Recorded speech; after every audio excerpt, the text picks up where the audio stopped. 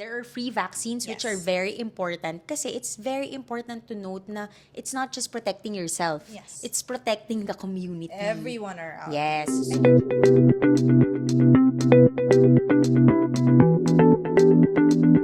Hey, welcome to the third episode of PG Chats with Erica. and Kat. So this episode, we're talking about vaccines. So Erica, can you talk to me about vaccines? What are vaccines? So vaccines are very important. As pediatricians, it's something that we should really educate parents about. So it's something protective, no? It's what we give to children, either live or something that's taken from a certain bacteria, virus, no? And we inject it to the child for them to have immunity. Oh, so Okay, that's very yeah. as simple as it gets. So does it's just injected Yeah, ano no, ba? sorry. Yeah. Yes, we also have oral. Oral So vaccines. that's very Yes. important no kasi sometimes the parents don't know na pag may pinapatak pala Yes, sa oo nga bibig, pala, that's yeah. also a vaccine. So Yes. there's an oral vaccine, an injected vaccine, and different forms of injection. Iba Yes. din, di ba? So But the bottom line is for your child to have immunity towards it. pampalakas siya. Like, Yeah. it's something that will fight the infection, di ba? Like, a virus or a bacteria, and will equip your kid. Yes, your kid's immune system, and once your child gets exposed to it, it's either they will have symptoms or they would not. Like they will have milder symptoms or they would have no symptoms at all. Vaccines are widely used now. Di ba? Meron sa private, meron sa public. Yes. What's the difference? Well, number one, private, may bayad talaga sa private. No, so yes, that's true. That's a good comparator. That's Siyempre, true. may bayad sa Yes. private. But in Okay. public naman, it's free because it's accessible for everyone. Yeah. No, so whatever social class you have, you're whatever social class you're in, you can avail the vaccines given by the government. But another difference would be the type of vaccines that you would get. No, and not necessarily it's a brand thing, but it's more of like in the private practice, we just have resources, or we're able to get the most up-to-date ones. Yeah, that's it, di ba? So parang vaccines are free. There are free vaccines which Yes. are very important kasi it's very important to note na it's not just protecting yourself. Yes. It's protecting the community. Everyone around Yes. you and your child. And then another difference would be, like the side effects. Kasi yes. what's the most common side effect of vaccines? It's fever. Fever. And what's most notorious for fever? It's penta. But in the private practice, We're pentavalent not is penta anymore, pentavalent is not really given. And then it's also the kind of vaccine. Like another example is yung polio. Yes. Diba? Like yung oral polio vaccine, and then there's another inactivated polio vaccine It's that's another part type. of the 6-in-1. So it's more of the coverage then Yes. of the Pero of course, vaccine. we're not gonna talk about the scheduling and everything. yeah. Of course, that's something that you should discuss with your pediatrician, no? Pero you could say that there really are differences in intervals that you give. yeah. Another thing also different is that in the public sector, Yeah. and another difference is that in the public sector, they don't give all the vaccines. Yes, They that's stop at very a certain important. point. They stop at a Yeah. certain point. And, like rotavirus, it's part of the childhood immunization program, but it's not freely given in the public sector. So you can ask your friendly neighbor pediatrician for that. Yes. No? And then others is, di ba, beyond 1-year-old, yung sabi, saan po siya nagpapavaccine? Sa center po. Kompleto po siya sa Yes, center. kompleto. Yeah, but it's not really complete. Hindi siya yung complete na recommended Primary, vaccines. it's not even the complete primary immunization talaga. If you see it from a pediatrician's so it's very perspective. important to consult your pediatrician for that. So, Yes. Pero is it just for children who can get vaccinated? No, not just for children. Yeah, Girl, recently, exactly. COVID. COVID happened. We all diba? know na Everybody ang dami palang gets kulang na vaccinated. vaccines for the adults. And then another one is flu vaccine. I always say when I inject my patients ng flu vaccine, yung ini-inject ko sa inyo, in-inject din namin yun sa amin. Di ba? Sa family, my mom who's a senior citizen, kailangan din na yung flu vaccine. So, it's not just children who need vaccines. So, why are vaccines important ba, Erica? As a pediatrician, I know that the immune system of children are not as at par pa as adults. So it's very low, or we call it like they're immunocompromised, and they need vaccines to help them build that sort of immunity to a certain pathogenic organism. So let's say, remember, Kat, ano yun, yung smallpox, was it? Yeah. That was eradicated long time ago because of vaccines. Yeah, exactly. Yeah. So, vaccines are important. So, I categorize it as self and others. Yes, okay. Yeah. So, why are vaccines important? Sa self is to protect yourself. Check. 'Di ba?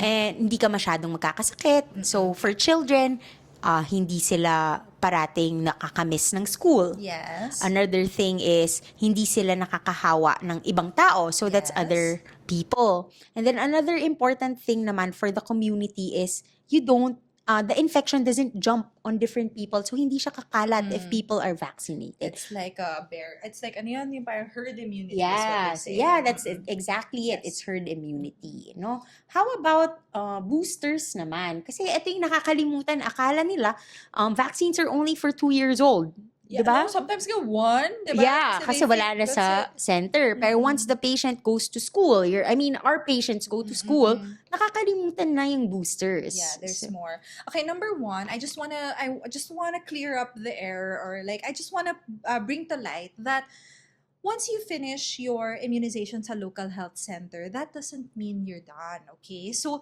at 1 year old, ang dami pa actually other vaccines that are not available. Number 1, are not available, and number 2, parang it is available, pero they don't extend it beyond, diba? What you have, like you need to boost pa at 2 years old or blah blah blah. So yon. yeah, so yung importance din of boosters is that, di ba, nabigyan kita ng protection. But sometimes Not your forever, body stops making the protection. Yes. Diba? That's why you need to remind your body to protect it. Diba? Yes. So that's the function of boosters Yes. naman. Your titers go down, so you need a little push to bring the immune system back, or like strengthen it further. Also important for boosters are special populations. We're not going to talk about that, but there are certain people who need a little bit more vaccines, or a different type of vaccines in general. So if you have children who have like chronic illness or something else, talk to your pediatrician about it, because it's more than just primary immunizations. Yes. So we're talking about the private, the public sector. So tell me, Kat, who do you think are the ones who can vaccinate? So there was this video I saw like a couple of days or a couple of weeks ago. Trending no? ba yan? Trending to. Like Okay. our teacher. Because we're from UST, and there aren't a lot of like doctor lawyers. Yes. Right? So Dr. Rebosa was talking about who can vaccinate. No, vaccination should always be supervised by doctors. Yes. It doesn't have to be pediatricians, but usually pediatricians are the ones more knowledgeable kasi we are the ones doing it regularly. No, Yes. but not just pediatricians. Generally, doctors should supervise vaccination. I mean, the nurses can do it, the midwives can do it, especially yung bagong panganak, di ba? Yes, oo. Kasi yung hepatitis B, your BCG vaccines are usually given by nurses or midwives, but these are vaccines given pero supervised by doctors. So, At the kasi, end of the day, yeah. I don't know what happens, diba? If there are side effects, or there are hesitancies, or even reminding or yung follow-up sa mga booster. or explaining to the parent. So, Yes. it's more of like the competency of the doctor talaga. Sometimes, hindi yun ma-explain ng nurse and midwife and nagkakaroon ng conflict. Gap, or a Yeah, gap, oo, sa knowledge. No? So, that's why it's very important that when you get vaccinated, the doctors are there. Yes, So that's that's right. also the benefit of going to your private pediatrician or your private doctor and giving the vaccines of your patient, Yes, diba? Yeah. oo. Also knowing what's next and what to expect is a really good safety net for parents to have. Yes. Oh, since you said safety, are vaccines safe? Okay, let's answer this together. Yeah, ha? okay. Sige, okay. 3, 2, 1, yes. No? So vaccines are generally safe. It goes through different phases of trial. Trials, Diba? yeah. Like parang it starts with the safety trial and then eventually it's the efficacy trial and then post-marketing pa. No? Like ang daming studies that Except they for do. yung COVID, pero syempre, Pero minadaling that's trial that's yun. an emergency Yes. situation. That's a good point. Pero maybe we can talk about it later, no? Pero vaccines are generally safe. Ako, like, we graduated at the same time and then we both have a stint in private practice. Yes. Have you had any adverse effect on the patients you've vaccinated? This is my private practice and even as a general pediatrician, kasi now she's doing allergology. Baka naman kasi may allergies. So, yung lang, like regular practice, not the allergy. Even my children, Yeah. none. No. How about fever? I had some fever a little bit. But Pero low not grade very- lang, very right? low Yeah. grade. Ako din, no? Kasi my mom's also a pediatrician. So, medyo, madami na siyang patients and some of her patients I was able to take care of then, no? I've never had Actually, I had one patient na nagka-allergy with flu vaccine. Pero yung allergies na is like parang hives lang, acute urticaria. It could be from a viral infection. It could have been something else kasi, di ba, it's given 6 months after and then you also introduce food then. Yes. Baka nag-compound na lang. Could and also then, be an infection. yeah, so, pero you know what I did? Di ba, like parang 1 year old, at 6 months old, I gave the flu vaccine. Yes. The next year, I offered the same flu vaccine and then just close follow-up. Wala din siyang allergy. Diba? So, it's a generally safe procedure, giving of vaccines. Yes. No? Do they hurt? Yeah, maybe. Kind of. I mean, some vaccines hurt. And then, like, you know what I do? I hug na lang my You patient. bribe the children. Yes. So our clinic is known for giving pochi. So that's my reward to them. Sometimes wala pa, hindi ko pa sila ini-inject. Binibigyan ko na sila Pero ng sometimes pochi. parang yung dads yung nasasaktan eh. No, but generally safe. Yes, Okay, I yes. guess So ano ba kasi yung common concerns of parents with vaccines? My girl. We know Let's start with the most controversial ones. No? Okay. So like autism. Where did it come from? Do you know? Yeah. Sige, well, like, tell the story of why is vaccination parang paired up with autism? No, kasi there's this guy who wanted to make a study that wasn't really evidence-based. That's the problem kasi, diba? Maybe during their time, it was easier to push out studies and then... So this was in 1998. 98. And I think he was a gastroenterologist. Malayo na sa field. Although, parang what he wanted to do is to try to correlate. I see that there was something that he wanted to do, but eventually, it was disproved by many studies after that, no? And then it was retracted. Yeah. Pero it was very unfortunate na that study was used to promote anti-vaccination propaganda. So like it was very sad, no? So vaccines do not cause autism. Let's just clear the air and the misconception. Does vaccines cause autism? 3, 2, 1. No. Okay, pakilagyan ng no dito sa gitna. No. No. Another common concern of parents is, allergy. As an allergist. So she's more versed in training, this than In I mean, malapit na yun. Actually, with the vaccine allergy, it was so, there's even higher rates in food allergy. In the pediatric population, really? actual I didn't know severe- that. Yes, then actual severe reactions to the components of the vaccines. Remember, there are just like any other medication. There are things that we mix. So like your skincare, diba? Yeah. There are lots of mixtures. And then they said na before yung mga previous flu vaccines had a little egg in it, So it's so hard kasi there aren't a lot of studies that prove that it's really egg, no? That caused the Yeah. So kasi acute urticaria or yung wheals that you can see can be caused by many things. Or it could be idiopathic, meaning walang cause. Yes, it could be infection, it can be food, no, Medication.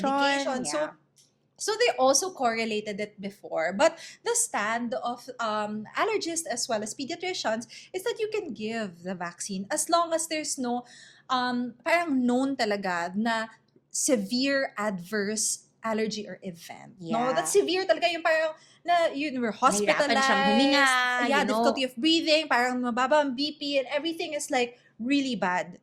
then we don't give it. But that Yeah. is a very, very, very Low chance. rare occasion. And then Yes, it's more important that you vaccinate. Kasi Yes. the diseases that these vaccines prevent, Yeah. they're severe. That's Yeah. why vaccines are made, diba? Yeah, girl. It's COVID. Go Back to COVID. I know, like it Yeah. shut down the world. Yeah, girl. So, yeah. Another concern is seizures. How about seizures? Ikaw, naka-experience ka na nag-seizure because of vaccines? Sorry ha, parang 3 years Yeah. pa lang, 2 years of practice Oo. lang for me. Pero so far, never. Ako din, wala. Never. No, so it can it's be correlated. yeah. Yeah. Maybe with fever, yung mga may benign febrile convulsion. Kasi vaccines can still cause fever, Yes. right? And if yung fever is more than 38 degrees Celsius, diba? Like some patients who have benign febrile convulsions can have seizures It then. triggers. The fever will trigger the So, seizures. what's important there is you anticipate, And diba? you go to your pediatrician. Maybe she can enlighten you on the events. Kasi sometimes we get a little parang confused. Did this cause this? Did this cause that? Yun pala, there was something else that caused the Yeah, seizure. exactly. No? Yeah. What's trendy naman ngayon on vaccines? Dami. So, Oo. So I think number 1 is monkeypox. Yeah. So, meron bang vaccine for monkeypox? So far, wala pa. Actually, ba? meron, Oo, no? But ano? it's for people who work in laboratories. Yeah, but not in the pediatric not for population. or like the general public. That's why it's very important to prevent monkeypox spread, no? Kasi it's not easily spread naman. Yeah. Usually it's direct contact, diba? So it's prevention is very important in monkeypox naman. How about rabies? Ito, diba? Recent. Oo. Did you see the video? Oo, diba? Actually, parang matagal na din yung video na yun. No? But during our clerkship, tagal na, we rotated at San Lazaro. It's an animal bite center. And we do get cases of rabies even back then. And which is great na now they incorporated it in the vaccine, in the primary immunization for children. Yeah. Oo. Ito, this is one of like parang the champion of vaccines yung rabies vaccine. Kasi rabies does not have any treatment. No? I think kasi if there are preventable causes, why would you not give it? You know, I mean, the doctors are here, sometimes may misconception kasi I don't know, nafe-feel nila na parang, Doc, bakit mo gusto like saktan yung baby ko? But our intentions are good. Our intentions is for health, no? And so at least that rabies vaccines are given now in the children, in the pediatric population. Okay. So what else? So flu, ito, like yearly vaccine ng flu. So why is it important that it's yearly? No, girl, like every year na lang tinutusukan ka. Oo nga. I know parang a lot of people are medyo versed in this. Parang actually sila na ngayon pumupunta. You don't have to remind them anymore that flu strains change over time. No? They're like mutants. Ang daming bago. And they update, diba? Yeah. So that's why every year we also have to update ourselves. Yeah. Kasi they predict the future strains that are going to be dominant. That's why it's very important to do it yearly. Yes. No? And then iba pa kasi yung sa Northern Hemisphere, iba, yung sa Southern Hemisphere, iba. That's why it's very important that it's done yearly. Doesn't mean you're never gonna get flu, ha? You can still have flu. You can have flu, but it won't be as severe, no? And you probably won't die from flu because you got the flu vaccine. Oh, naging trendy din to. Kasi di ba si Sanchai? Girl. Ay, oo, girl! died. Oh, sorry. girl, Like, sorry, Sanchai. But, yeah, it's a good example. Yes, I'm trying to be... No, I'm respectful. Yeah. Pero I think kasi talaga at the end of the day, it's not just children who need it. No, it's a special population. It's the adults. It's everyone. For everyone. So, what about COVID vaccine? So, ano yung difference with COVID naman? COVID kasi parang we were all like taken aback. Like parang grabe, it was like a sudden shift in like to the pandemic. So we were really parang pushed to find a cure. Yeah. So parang unlike other vaccines that we had time, just trying to go through the clinical trials. Si COVID naman, we had to like fast track it. Diba, ang daming lumabas, ang daming companies who really tried to find a good vaccine. Tapos ang dami pang parang vaccine propaganda with one brand versus the other, diba? Yeah. So I think one of the important things we learned about COVID is there are other or innovative ways on making vaccines. Kasi dito lumabas yung mRNA vaccines, right? And it's now paving the way for newer vaccines such as HIV. Diba? Typically, before kasi, it was not used. Yeah. Parang we did not know about it. And because of COVID, Oh, yeah, effective yun pala na. to. Kasi Moderna has been doing mRNA vaccines for a while, for decades now. Di ba?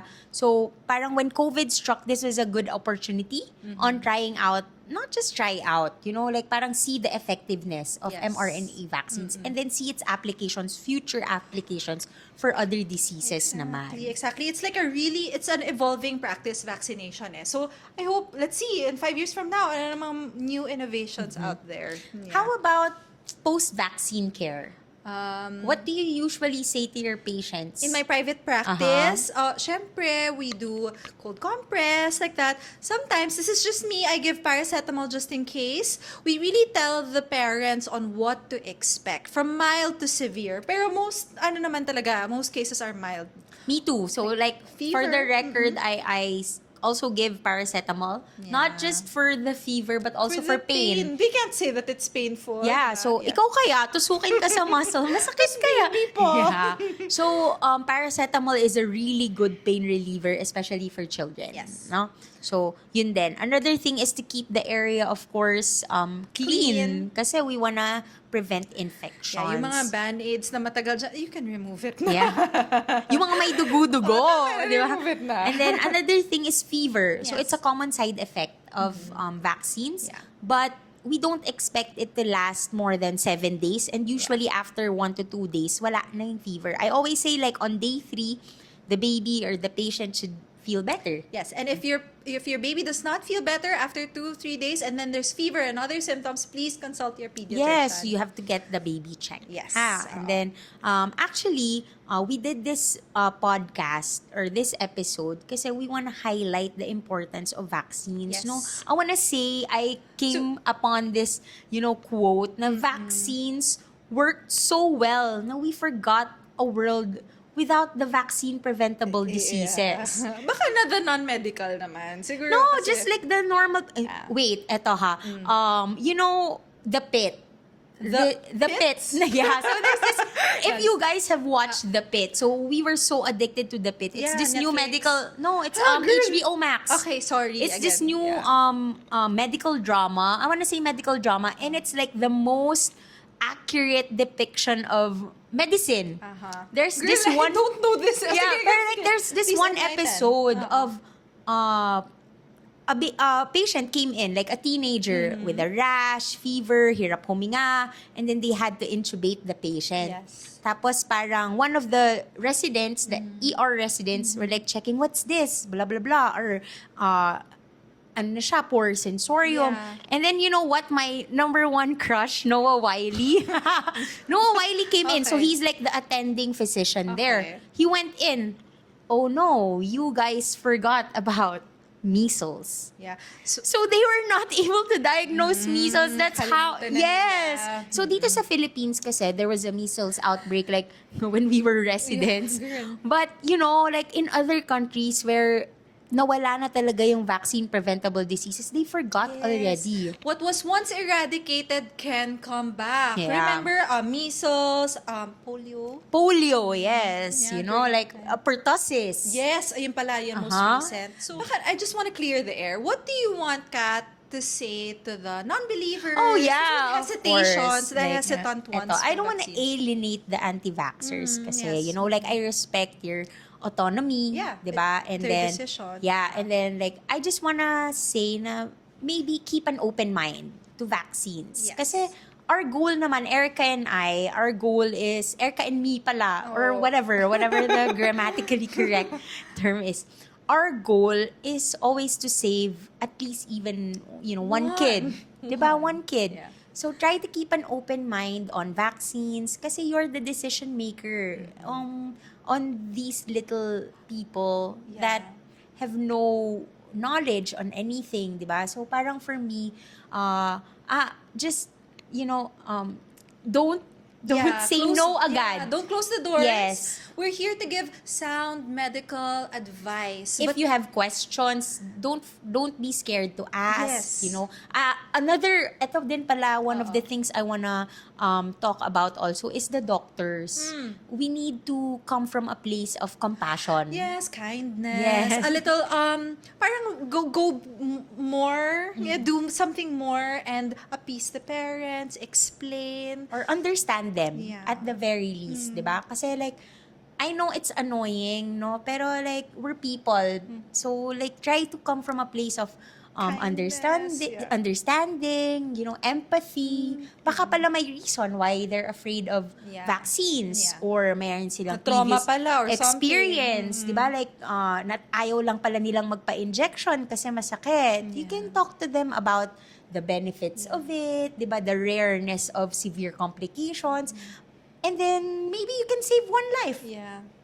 which is the goal always, 'di ba? Yes.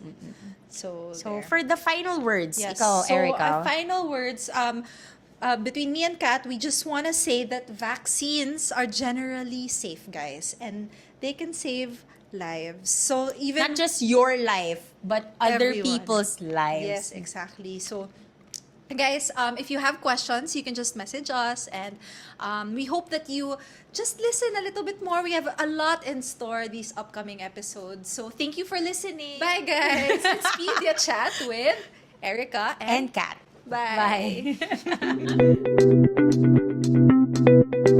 Bye.